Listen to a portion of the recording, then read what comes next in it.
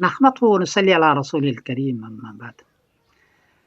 حضرت امی عائشہ رضی اللہ تعالیٰ عنہ حضرت معاویہ رضی اللہ تعالیٰ عنہ کے اختلاف حضرت علی رضی اللہ تعالیٰ عنہ سے ہے، اور سلمان ندوی صاحب اس کو خوب بیان کر رہے ہیں۔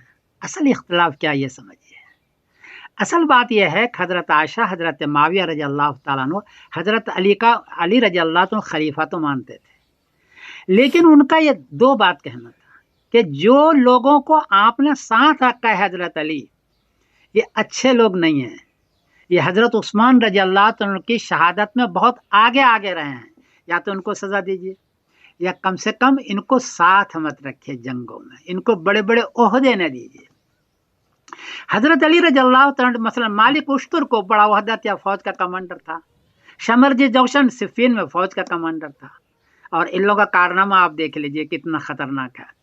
پہلا یہ ہے کہ یہ سارے ٹولے نے، جو شیعوں کا ٹولہ تھا، مدینے سے 4 مہینے کے اندر کوفہ لائے، جو 1200 کلومیٹر دور ہے۔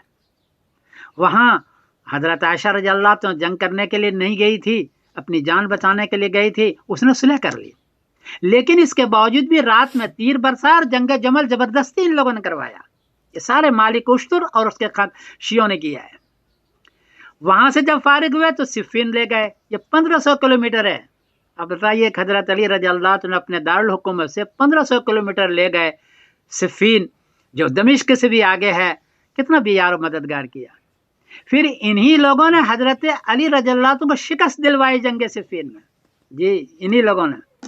پھر جب وہ شکست کھا گئے تو پھر 10,000 آدمی شیعہ حضرت علی سے الگ ہوئے خوارج کے نام پر، اور جنگ نہروان کروائی حضرت علی کے مقابلے میں۔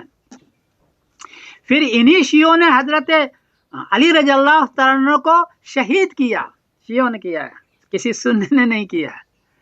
پھر اسی نے حضرت حسن رضی اللہ عنہ کے جانگ میں خنجر مارا، ان کو شہید کیا، کسی سنی نے نہیں کیا، شیعوں نے کیا ہے۔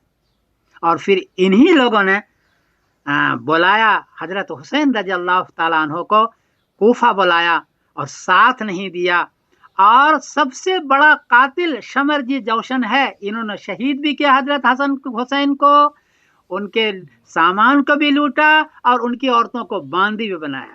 یہ شمرجی جوشن ہے جو جنگ صفین کے اندر حضرت علی رضی اللہ تعالیٰ عنہ کے بہت بڑے کمانڈر رہے ہیں۔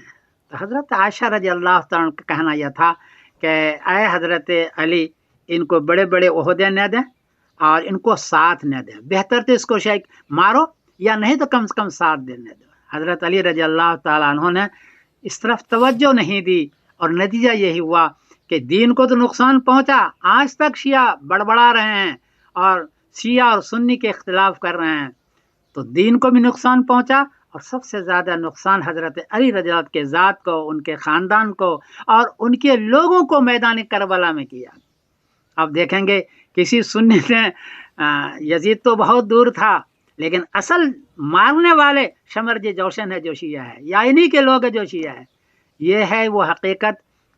حضرت عائشہ اور حضرت معاویہ رضی اللہ عنہ اختلاف یہ نہیں تھا کہ آپ کو خلیفہ نہیں مانتے، بلکہ یہ تھا کہ ان کو ساتھ مت رکھو ہے حضرت علی۔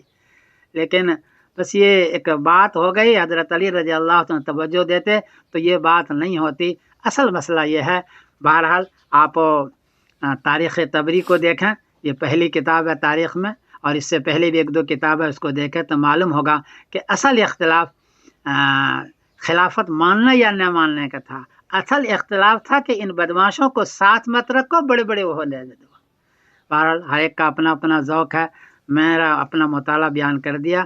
آپ حضرات اہل علم ہے، آپ بھی غور فرمائیں کہ اصل اختلاف ہے۔ میں سمیر الدین قاسمی بول رہا ہوں مانچسٹر انگلینڈ سے۔ کوئی غلطی ہوئی تو معاف کرنا۔ آج کل سلمان ندوی صاحب اس کو بہت چھیڑ رہے ہیں، لیکن ان نقطوں پر وہ غور نہیں کر رہے ہیں۔ حضرت معاویہ رضی اللہ عنہ وہ آدمی ہیں جنہوں نے ان شیعوں کو لگام دیا اور ان کو سینٹنگ میں ڈالا ہے، جی حضرت، اور 20 سال حکومت کی ہے، بدلہ لیا حضرت علی رضی اللہ تعالیٰ عنہ کے قاتلوں کا۔ السلام علیکم ورحمۃ اللہ وبرکاتہ۔